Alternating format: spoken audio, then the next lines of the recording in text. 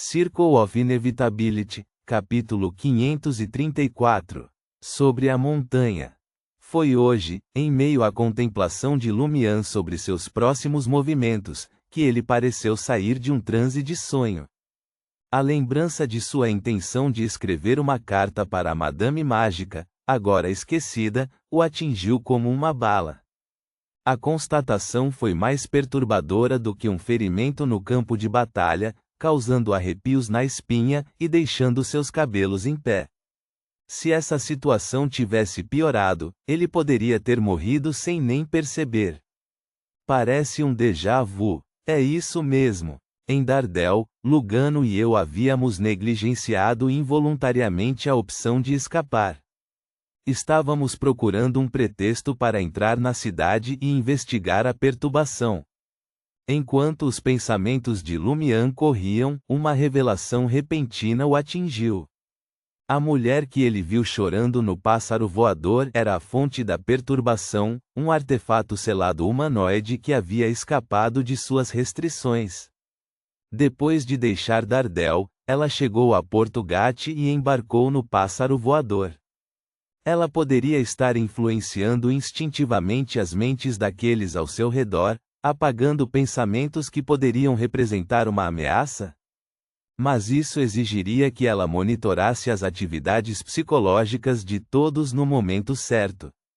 Ou, como Anthony havia especulado, ela naturalmente implantou pistas mentais, fazendo com que os observadores ignorassem sua existência.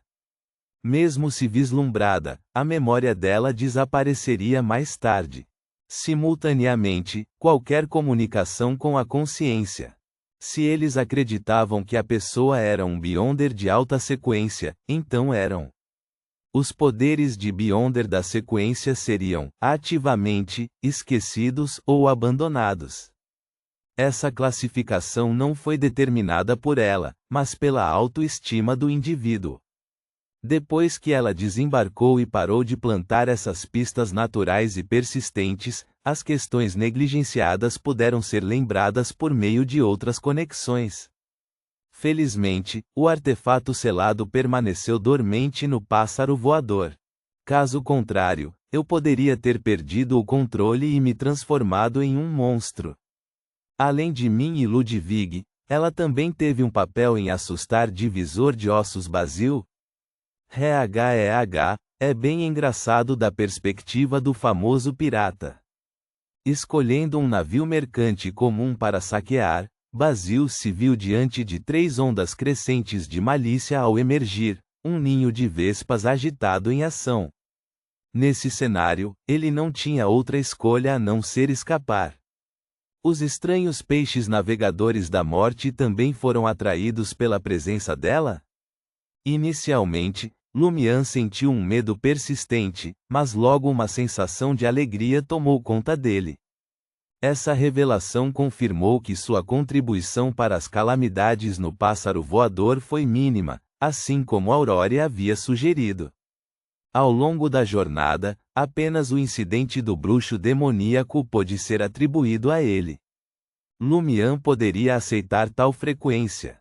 Com determinação, Lumian pegou um post-it e uma caneta tinteiro, rabiscando apressadamente um memorando. Encontre um motel próximo e escreva para a Madame Mágica. Foque na marca da morte e no artefato selado humanoide. Após dobrar o bilhete e guardá-lo no bolso, Lumian utilizou as interações de Lugano com os habitantes do cais para discretamente perguntar sobre motéis próximos. Abaixando a voz, ele se dirigiu ao peito esquerdo. Temiboros, você realmente não percebeu um artefato selado tão perigoso por perto. A voz majestosa de Termiboros ressoou, por que eu deveria avisá-lo? Lumian criticou. Ah, você aprendeu a arte da sofística. Ele se virou para Ludwig, que estava mordiscando um longo pedaço de pão. Eu me pergunto se a falta de consciência desse garoto vem do selo da Igreja do Conhecimento ou da crença de que não havia perigo, já que a mulher não tinha enlouquecido. Não preciso me deter nisso por enquanto.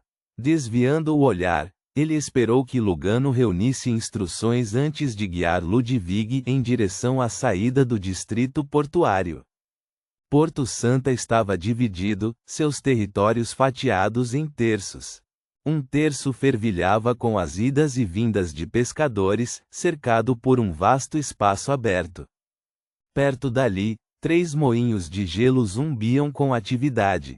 Os 2 terços restantes, um reino reservado para navios mercantes, testemunhavam um fluxo constante de passageiros. Guindastes mecânicos trabalhavam incansavelmente, levantando aço fundido, espadas forjadas e lã tecida para o convés inferior. Em meio ao cheiro pungente de peixe, Lumian mantinha uma calma exterior.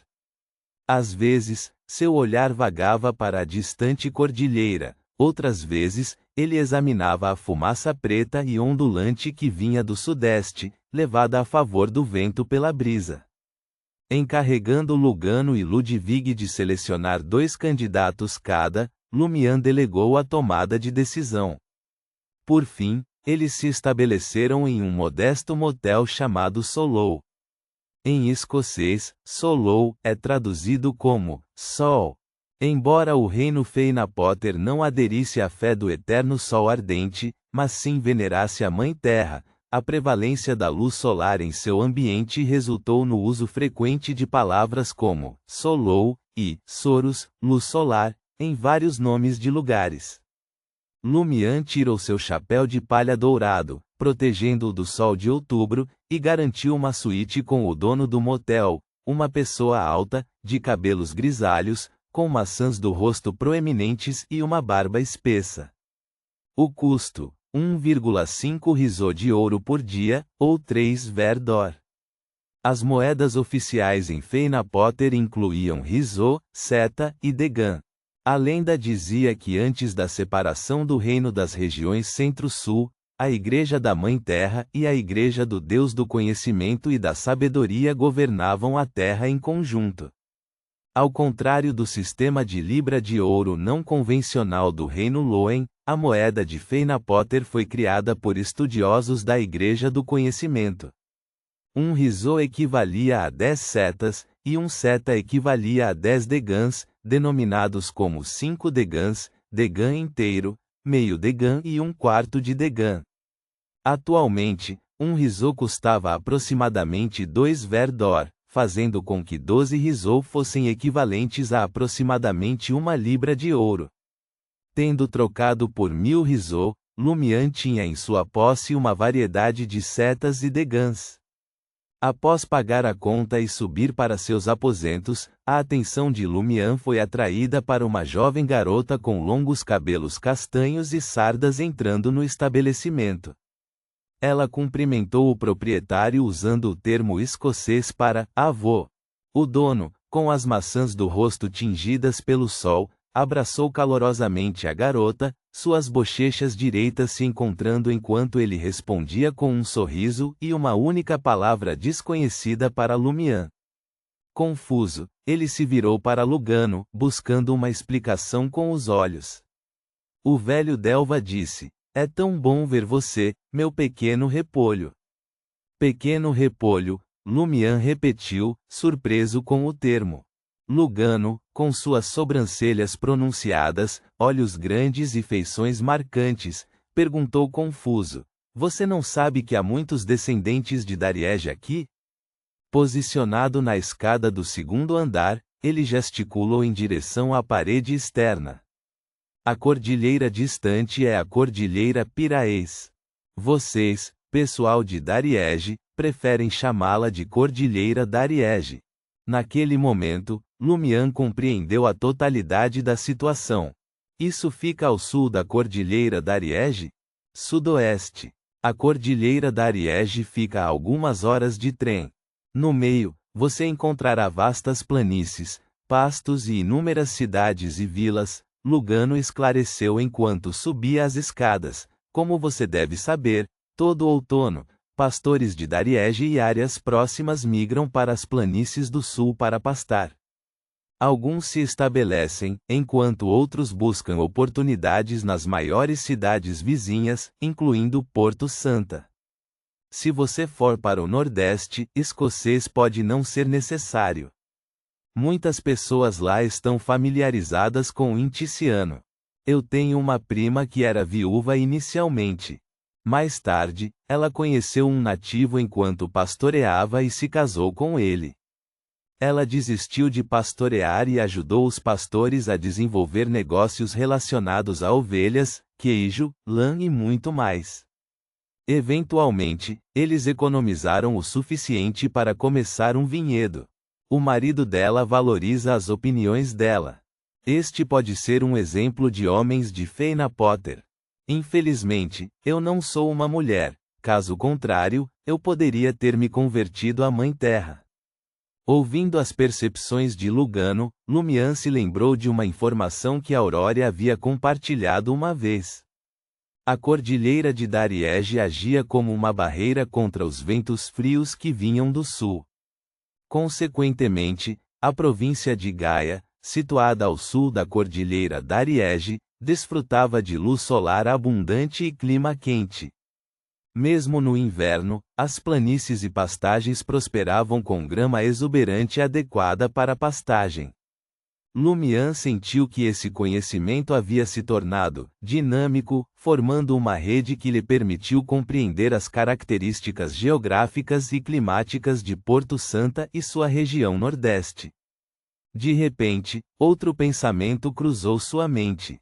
Será que a maioria dos Beyonders capturados por pastores como Pierre, que acreditavam na inevitabilidade, vieram desta área? Dada a presença de um porto próspero e uma cadeia de montanhas rica em depósitos minerais, faz sentido que haja mais Beyonders aqui. Se fosse esse o caso, talvez minhas características de Beyonder de caçador, provocador e até mesmo piromaníaco pudessem ter se originado desta região.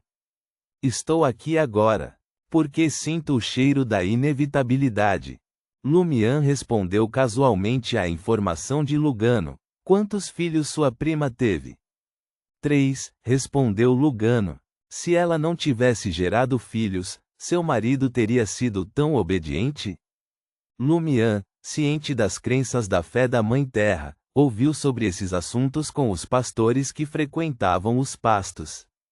Eles tinham grande consideração pela fertilidade e pela reprodução. Definitivamente não, afirmou Lugano sem hesitação. À medida que a conversa se desenrolava, o trio subiu ao 5º andar, entrando em uma suíte no final do corredor. Lumian caminhou até a sacada, lançando seu olhar para a cordilheira escarpada ao longe. Ali ficava um pasto de montanha e cordô. Após quase 15 minutos de contemplação silenciosa, Lumian retornou ao seu quarto e começou a escrever cartas para Madame Mágica e Franca. Sua intenção era informar Franca sobre o artefato selado humanoide, instando-a a alertar os Beyonders oficiais do Reino Feina Potter através de 007. Um patógeno potencialmente perigoso, capaz de levar à loucura a qualquer momento, não era adequado para vagar livremente do lado de fora. Reticências. Uau! Viu? O que eu disse? Lumian definitivamente encontrará a fonte da perturbação novamente. Exclamou Franca quando estava prestes a partir com Jenna quando recebeu a carta. Elas estavam indo para as catacumbas de Traer. Nos dias anteriores, Jenna nutria o desejo de revisitar o Pilar da Noite de Crismona, esperando descobrir algo valioso. No entanto, ela hesitou em se aproximar imprudentemente, temendo que isso pudesse atrair a suspeita da seita das demônias. Residir com Franca não oferecia nenhuma garantia de segurança de seus olhos vigilantes. Graças à ajuda de Anthony, ela finalmente conseguiu uma missão em uma reunião de misticismo, fornecendo um pretexto válido. Sua tarefa envolvia aventurar-se até o túmulo de uma família específica no 3º nível das catacumbas e recuperar um antigo coletor de lágrimas para seu empregador. Ponto.